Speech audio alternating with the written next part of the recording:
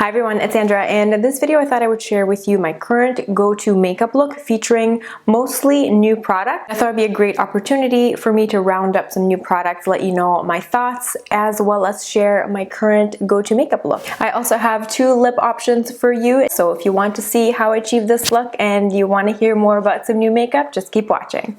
Alright, so starting off with the base, I'm going to prime things, and I have this new primer from Becca, and it's the Becca First Light Priming Filter, and it's purple. It's supposed to brighten the skin. You tell me if this brightens my skin. I'm just going to use 2 pumps. I do really like the packaging. It's really sleek. It's nice frosted glass. It feels nice and sturdy, and it smells great. It has this faint lemon scent. It vaguely reminds me of, you know, that Murphy's hardwood cleaner. It doesn't feel silicone-y at all. It just feels really hydrating. I'm still using my Differin, that's the Adapalene prescription cream I was talking about. I use it 4 times a week now. I only have 1 active blemish right now, and the rest are all just kind of scars and marks from blemishes that have subsided, so I will definitely keep you updated on that. I'm going to prime my lips. I'm using the new By Beauty Agave lip balm, which is very nice. It kind of looks like the Fresh lip balm, so I thought it would be similar in texture to that. The Fresh lip balm is very slick.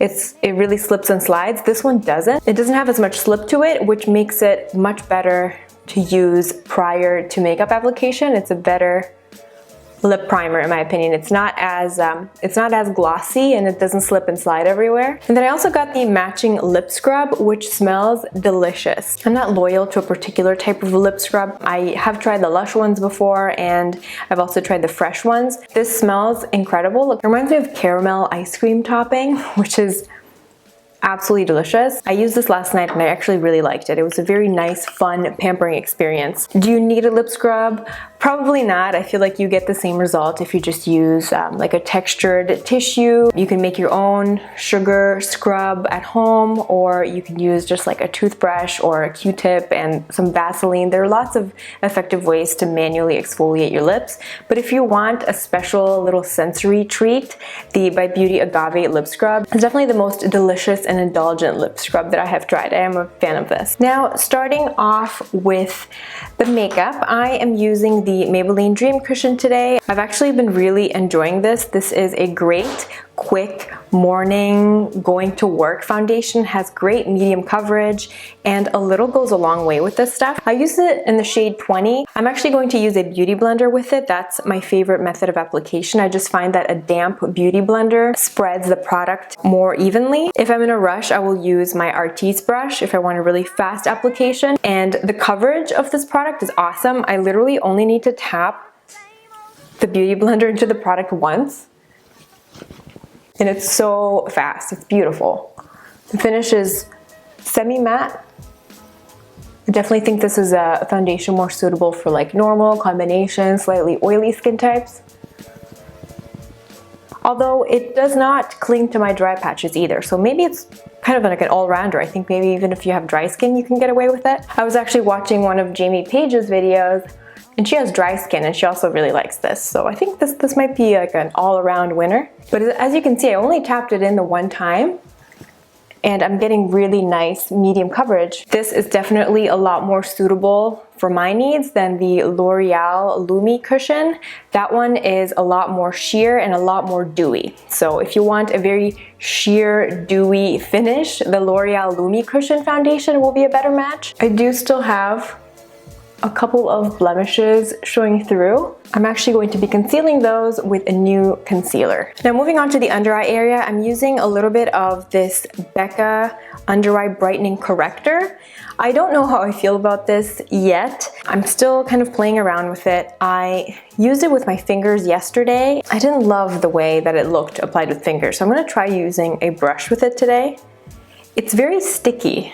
It doesn't really feel like it sets, but it definitely brightens. I like the color of it, and I like the brightening effect, but the texture of it is kind of sticky. I feel like it doesn't really set. I'm gonna have to bake my under eye area, because yesterday I didn't bake my under eye area. I just set it like just with a little bit of powder, and I got a lot of creasing. So as you can see, it definitely does a great job brightening. I think maybe if you have a really dry under eye area, this might be better suited for you.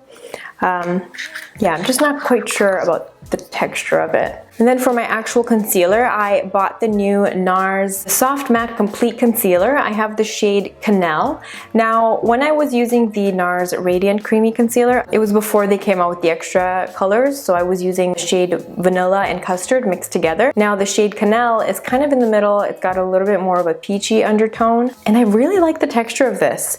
It felt quite dry in the store, so I was afraid it would be cakey, but it's not cakey at all. It glides on really easily. It has a very, very lightweight texture, but it really packs a punch in terms of pigment. I'm going to use it both under my eyes, and I'm going to use it on my blemishes as well. I really like the finish of it. I definitely think that if you don't have a particularly oily skin, a particularly oily eyelid area, you can definitely get away with just using this concealer without setting it with powder.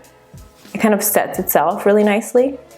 And this shade is so great, it actually works for my blemishes too, which is nice.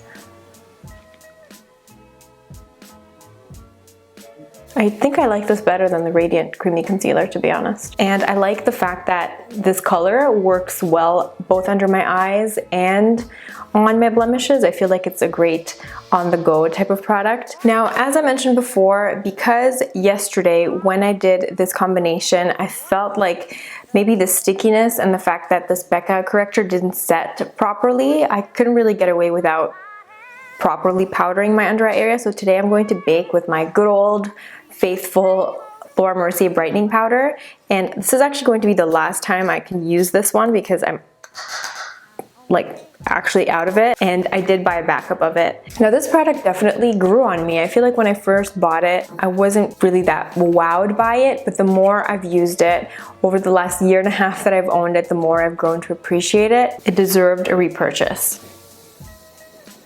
And I really do like the brightening effect of this, because I don't always like to use a lighter concealer. Like today, I'm just using a concealer that matches my skin tone under my eyes.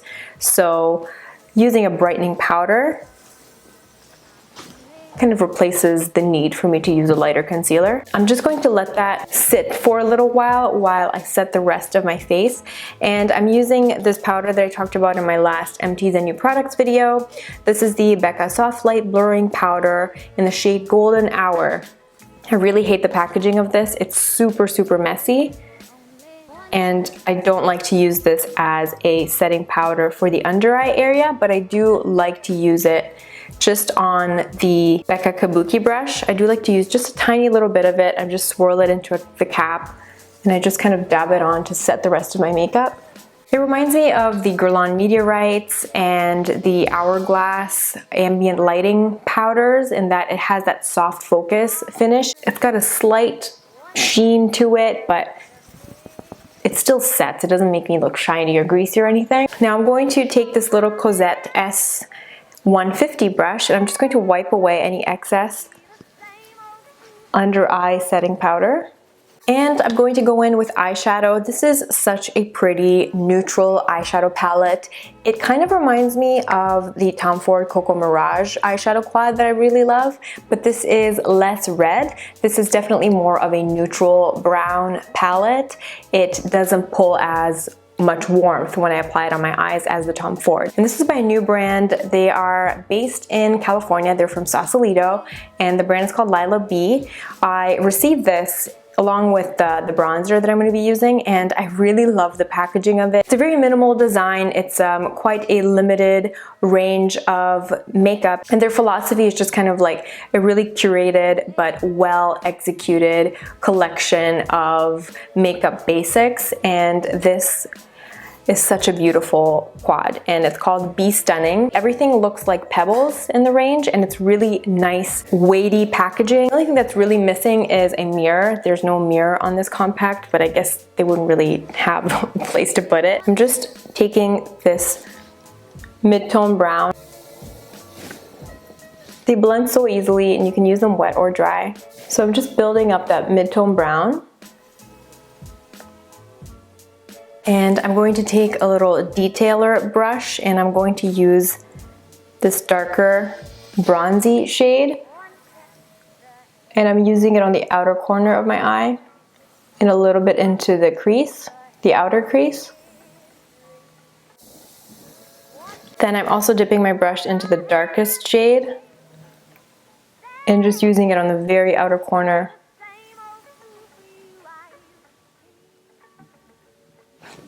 To smoke it out. Going back in with my big fluffy brush to create more of a seamless blend between the colors. Then I'm taking a MAC 217 brush into the lighter shimmery shade and I'm just using this on the inner corner of the eye for a little bit of brightness. And then I'm also taking this new eyeshadow that I just bought from Surratt, and it's the shade Doré Rose. It's such a pretty eyelid highlight type of color, and it's quite unique to my collection. Even though it seems like I own an obscene amount of eyeshadows, I usually own darker shadows than this. I don't have that many light colors. But the shimmer is very soft and refined. It's not metallic, it's super subtle, so I think that the textures of these eyeshadows will be great for more mature eyelids as well. It won't accentuate any wrinkles or extra folds that tend to happen over time as your eyelid ages. This is definitely a very forgiving texture. Now I'm just going to take a pencil brush and use the darker two shades. I'm just going to mix them together and I'm going to apply them on my lower lash line. And I'm dipping the pencil brush in the darkest shade and I'm using it just to deposit a little bit of extra darkness in the outer corner. I'm not using an eyeliner today, so I just want to use the darker shadow. For mascara, I'm using the Clinique High Impact Extreme Volume Mascara. This is my favorite Clinique mascara, and it gives such wonderful volume and separation. And I'm using this mascara on the lower lash line as well. To finish off the cheeks, I am using this bronzer. This is the B Sunkissed bronzer, also by Lilah B. And it's very soft and subtle. It's a little bit too subtle for my liking. I'm a bronzer-holic and I like my bronzer to be a little bit more intense. It just gives a nice hint of warmth to the face. And even though it looks like this top color has a bit of shimmer in it, it doesn't translate on the face. It's just a nice satin finish overall. For blush, I have this little baby blush from Clarins, the Illuminating Cheek Color in shade number 02 Soft Peach. This was in my Clarins calendar, my advent calendar, and it's such a pretty mix of peaches. Very, very soft, and it has a slight sheen to it, so it's a nice all-in-one. You don't really need a highlighter when I use this. It's just a really pretty peachy blush. For eyebrows, I'm using the Anastasia Brow Wiz in the shade Medium Brown. No matter how many brow products I try, the Anastasia Brow Wiz is still the OG best. And I'm setting it with my L'Oreal Brow Stylist Plumper. For lips, I have a couple of different options. The first is a nude matte option, and I'm using the Burberry liquid lipstick. This is the Liquid Lip Velvet in the shade Fawn. This is a beautiful darker nude. If you're into like the dusty rose brown nude lips, this will be right up your street.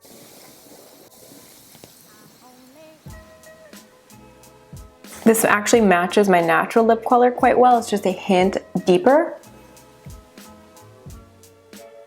This is such a comfortable, non-drying liquid lip formula. It's really beautiful. So this is the finished look with lip option number 1. For lip option number 2, I'm using this Bite Beauty lip liner. These just came out this month and they are beautiful. They're very creamy. The color selection is wonderful. I'm using shade number 44, which is a darker burgundy brown. Now the only downside with these is that they're so creamy. They go dull quite quickly, so you have to sharpen them more often. And if you mess up, you can always take your concealer brush and feather away any errors. I'm going to fill my lips in with this Infallible Lip Paint from L'Oreal. This is shade 326 Sultry Sangria, and these smell really good. They smell like Starburst. And they have an awesome color selection, especially if you're into like wilder colors. There are some lavenders and some taupes in this range that are really beautiful. I'm boring and I like to play it safe with more conventional lip colors. And this is lip option number 2. Thank you so much for watching. I hope you enjoyed this format. Let me know if there are any new makeup products that are on your radar. I always love hearing about the products you're loving right now. I hope you're having an awesome day, and I'll see you in my next video. Bye.